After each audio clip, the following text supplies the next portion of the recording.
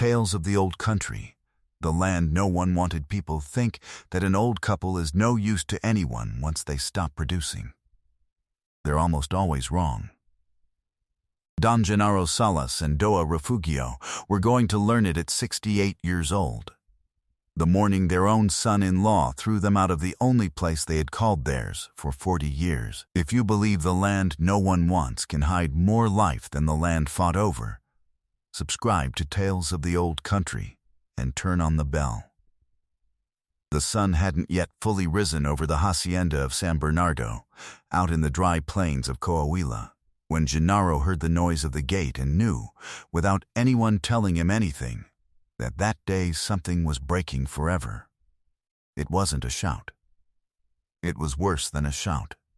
It was the calm voice of Rodrigo, the husband of his daughter Amparo, reading a paper in the corridor like someone reading the grocery list. Gennaro and Refugio had worked that hacienda since they were young, first as sharecroppers, then as caretakers, raising the main house stone by stone when the old patron could no longer do it. The old patron, Don Casimiro, loved them like children and always said that house had their name written on it. But Don Casimiro had died in the winter, and Amparo had married a man from the city who knew about deeds and banks, and who looked at the two old folks the way one looks at a piece of furniture in the way. "Here it says the property passed into my wife's name," said Rodrigo, without raising his voice, folding the paper. "You don't appear anywhere. A hacienda that's going to be modernized can't carry people who no longer produce. At your age, instead of being in the way, you should be grateful for the years you were allowed to live here as hangers-on." He said it like that, calmly, like someone commenting on the weather, and that calm was what hurt most. Refugio pressed the rebozo against her chest. Gennaro said nothing. He only lowered his gaze to his own cracked hands, those hands that had delivered calves at midnight and buried 3 dogs and signed, with a cross because he couldn't read, the account books that now served to throw him out. Amparo was standing behind her husband, looking at the dust of the corridor without raising her eyes toward her parents. That was the deepest wound, not the dispossession. The daughter who looked at the ground. "You have until noon," added Rodrigo, and went into the house he already called his own. Gennaro remembered, standing in that corridor, the night of the great frost, 30 winters before, when he and Refugio went out at midnight with lanterns to save the cattle that were dying of cold, and lost their only son to fever a week later from being out in the dew tending cattle that weren't theirs. That hacienda had cost them a son. And now, a man from the city folded it up in a paper. Refugio wanted to say something, opened her mouth, but her chin trembled, and she stayed silent. Because she understood that to beg would be to lower herself more than they had already been lowered. Better to leave with her back straight. There was another witness that morning. Besides the daughter who looked at the ground, the hand Crescencio, a boy Gennaro had taught to shoe horses and to read the clouds, peered out from the stable, saw everything, and went back inside, clenching his teeth, because he had a wife and 2 children to support, and the courage wasn't enough for him. Years later, he would tell that scene in every cantina of the region, ashamed of not having said anything. It was Doa Penfila, the cook, the only one who dared to look at them head-on, with her eyes full of water, while she brought them a sack with tortillas and goat cheese for the road. She did it, in secret, because she was afraid of losing her job too. "May God watch over you," she whispered, and went quickly into the kitchen. Gennaro gathered the little that was truly his, a mended blanket, a tin box with the old patron's papers that no one had asked him to return, and Ceniza, the old mare no one wanted to ride anymore, because she was blind in one eye. Refugio folded her one good dress. At noon, when the sun beat vertical and white over the plain, the 2 old folks crossed the gate of San Bernardo for the last time, and no one came out to see them off. They walked without a fixed direction, because the direction had been taken from them, along with everything else. Gennaro led Sinisa by the rein. The mare advanced slowly, feeling out the road with her hoof, trusting the old man's hand more than her own good eye.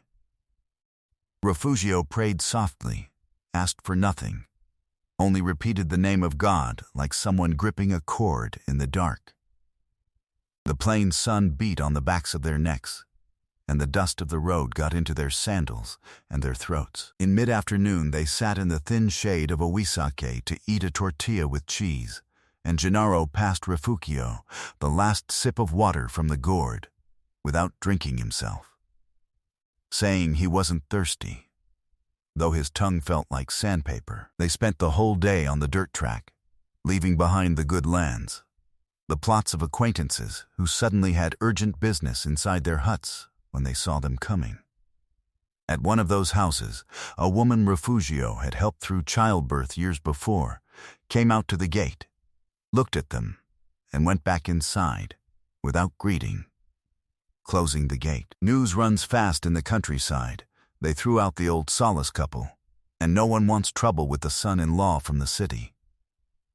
At dusk they reached the only place no one was going to dispute with them, the salt flat of La Joya, a strip of white, cracked earth at the end of the plain, where the salt ate the plants and the water, they said, tasted of metal. There was a fallen homestead, what remained of a ranch a man had abandoned 30 years before swearing that land was cursed. It had a dry well in the middle of the patio, a roofless room, and a twisted mesquite that refused to die. No one had set foot there in years. That was why it was theirs. What neither of them knew yet was that white earth, that earth no one wanted, held beneath it something that would change everything.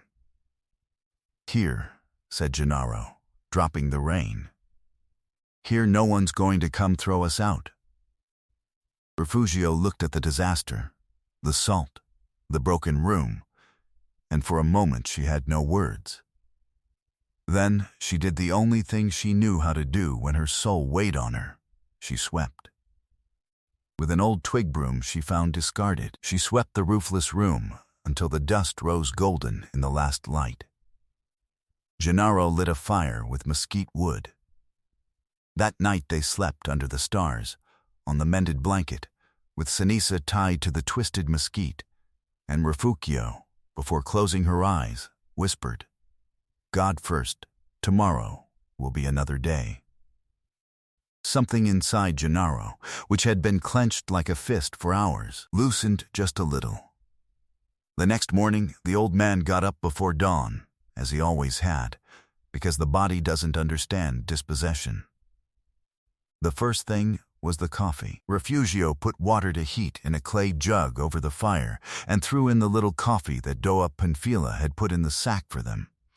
And the two old folks sat on 2 stones to drink clay pot coffee, watching the sun rise over the salt flat.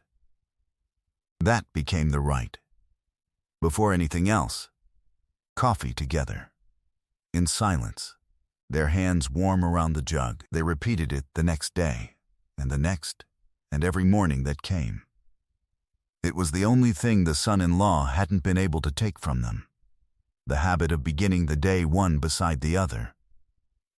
Gennaro began to work the land as if he were still young, though his back burned.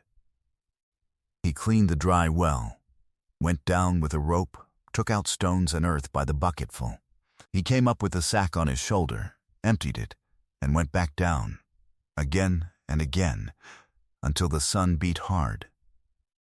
Refugio mended the room's roof with mesquite branches and maguey leaves, and cleaned the salt from a piece of earth near the well, gathering little white stones in a pile, stubborn, until beneath appeared a bit of brown soil where something might grow.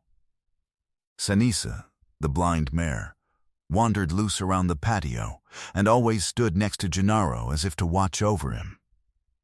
The old man talked to her while he worked. "You and I, Sinisa, we're the ones nobody wants anymore, right, old girl?" And the mare moved her ears as if she understood. Each morning was the same, and that's why it was good. Refugio got up first, blew on the fire until she woke the night's ember, put on the clay jug, and when the clay pot coffee released its smell, Gennaro was already sitting on his stone, waiting. They didn't talk much. One morning Gennaro said, "The coffee tastes different here." And Refugio answered, "It tastes like it's ours," and nothing more. Another morning it was Refugio who broke the silence to say she had dreamed of her son, the one they lost, and that in the dream the boy was happy. Gennaro took her cracked hand over the fire and said nothing, which was his way of saying everything. On the third day appeared the first human who didn't flee. It was Lazzaro, an old hand, thin, with a frayed hat, who went around gathering firewood in the area, and who approached slowly, without fear, with a goat tied to a cord. He didn't ask what they were doing there. He only looked at the well, looked at Gennaro covered in earth, and said, "I knew this land when I was a boy. It's not cursed. It's alone, which is different." He gave Refugio a little of the goat's milk in a gourd and sat with them to drink coffee. Lazzaro had worked as a young man for the same Don Casimiro, the old patron of San Bernardo, and knew every stone of those plains. He came back the next day with eggs from his hens, and the day after with a sack of beans and some chili plants for the garden. One afternoon he arrived with an older woman, his comadre, Hacienda, a widow like so many, who brought 2 live hens tied by the legs and a moquehete she had to spare. "So you can grind your chili like proper folk," she said, and stayed to help Refugio patch the cracks of the room with mud. So, little by little, without anyone organizing it, the ranch no one wanted began to gather hands. Lazzaro never stayed long. He arrived at dawn, drank coffee, let drop some phrase that stuck with you, and left. "The land pays whoever has patience with it," he said once, looking at the well. "And it collects from whoever's in a hurry." What Gennaro didn't know yet was that, at the bottom of that well he dug with his back broken, there was something stored that was going to change the lives of them both. Refugio, who one afternoon sat on the stone and wept from exhaustion and rage, unable to help it, thinking of her daughter who hadn't even turned to look at her, felt Lazzaro's dry hand on her shoulder, and the old man said nothing to her, only waited for her to finish, which was his way of keeping company. When Refugio wiped her face with her apron, she was already on her feet again, stirring the beans in the pot. Meanwhile, out at San Bernardo, things weren't going as Rodrigo had promised. The country people, who had nothing cruel about them when no one pressured them, began to murmur that the old Salas couple had raised that hacienda, that it was ugly to throw out the ones who gave you food. Doa Panfila, the cook, repeated the story at the mill every time she went to grind the nixtamal. The news spread the way water spreads in dry earth, wherever it can. A week passed. Gennaro kept digging the well, stubborn, while Refugio tended the small garden they had begun with the seeds Lazzaro kept leaving them. One morning, deep in the well, Gennaro's pick struck against something that wasn't stone. It was an old can, sealed with wax, buried beside an adobe wall the previous owner had raised and then covered over. Gennaro brought it up with the rope, his hands trembling, and opened it with his knife in the sunlight. Inside there were no coins or gold, as Refugio feared and wished at the same time. There were papers. Folded papers, yellow, with seals. Gennaro couldn't read. Refugio barely spelled out words. So they kept the papers in the tin box, beside the old patrons, and waited for Lazzaro, who, as a young man, had learned his letters with a priest. What none of the three knew was that those papers held something that was going to change the lives of them both. Lazzaro arrived at dawn, as always. He drank his coffee. And then, slowly, his finger following each line, he read.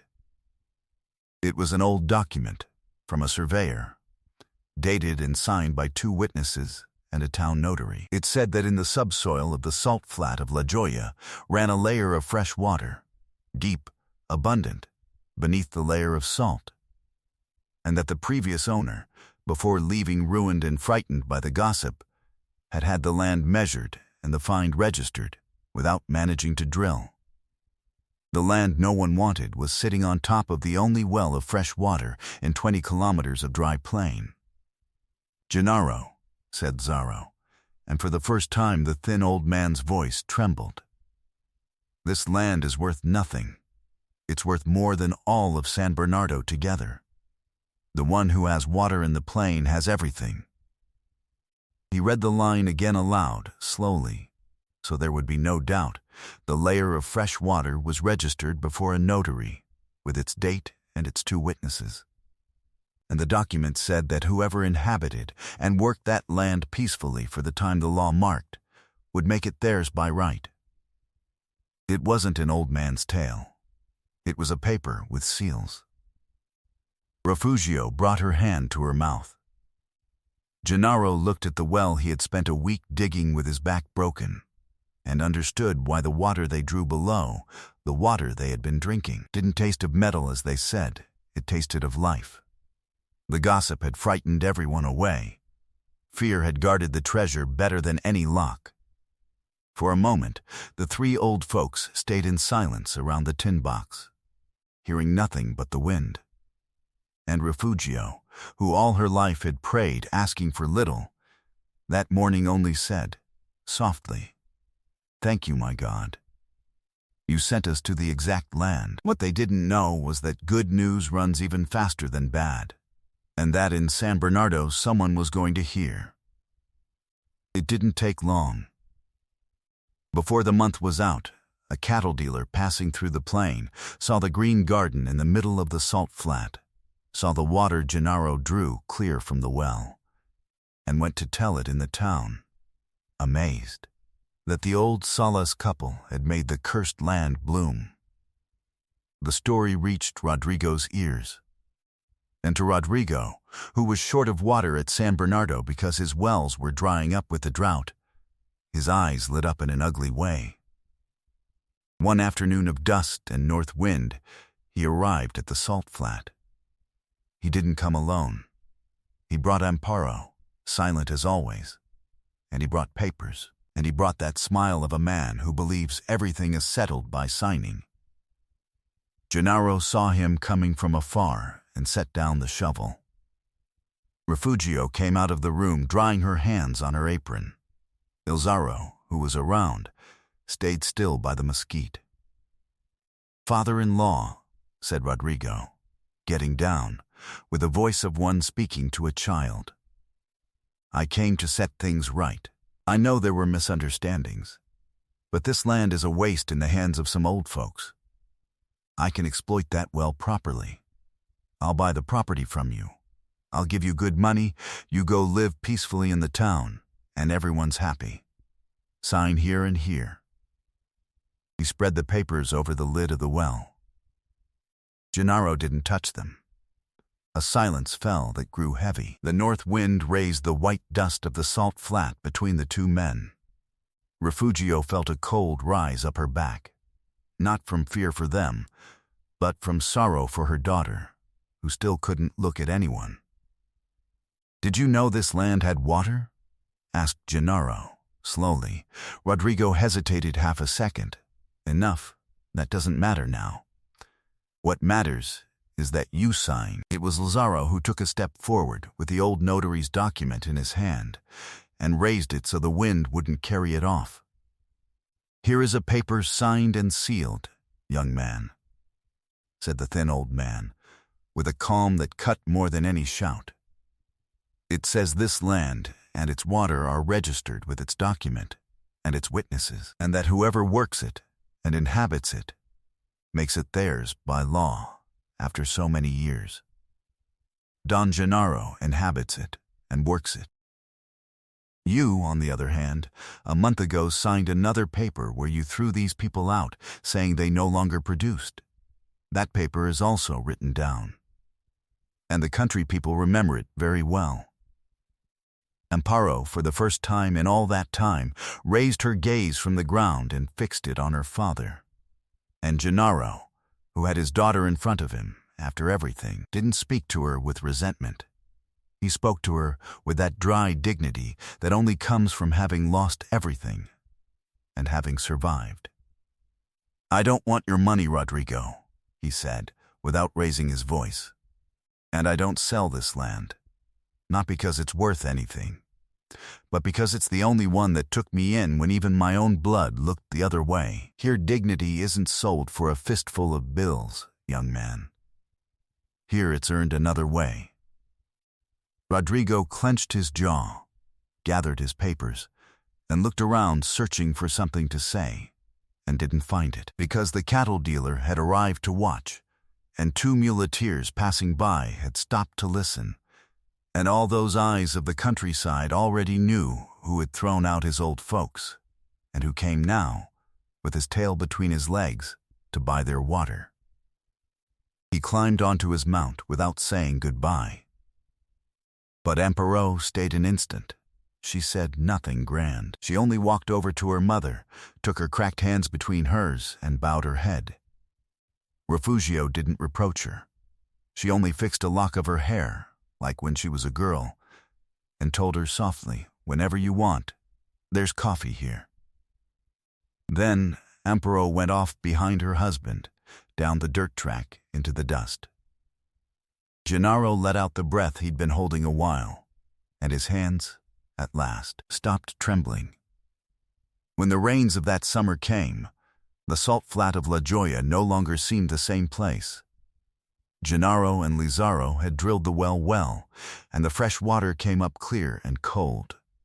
Enough for the garden, for the animals, and for the neighbors who began to come from the dry ranches around to fill their buckets. Because Don Gennaro denied no one the water. The white earth no one wanted filled with bean and corn plants at the edges where the water washed the salt, and the twisted mesquite, the one that refused to die, gave shade to a long plank table where on Sundays people gathered. It smelled of fresh baked bread and clay pot coffee, and you could hear the noise of children and the clucking of Comadre Jacinta's hens, who ended up staying to live in the room next door. Cenaiza, the blind mare, put on weight and wandered gentle among the neighbors' children, who had lost their fear of her, and braided her mane. The tin box, with the document inside, lived now in an adobe niche Gennaro made for it in the wall, the way one keeps what is sacred. Even Crescencio, the hand who hadn't dared to speak that morning, came one Sunday with his wife and his 2 children. His head hung low, and Gennaro sat him at the table and served him coffee without reproach, because by then he had already learned that resentment weighs more than the well sack.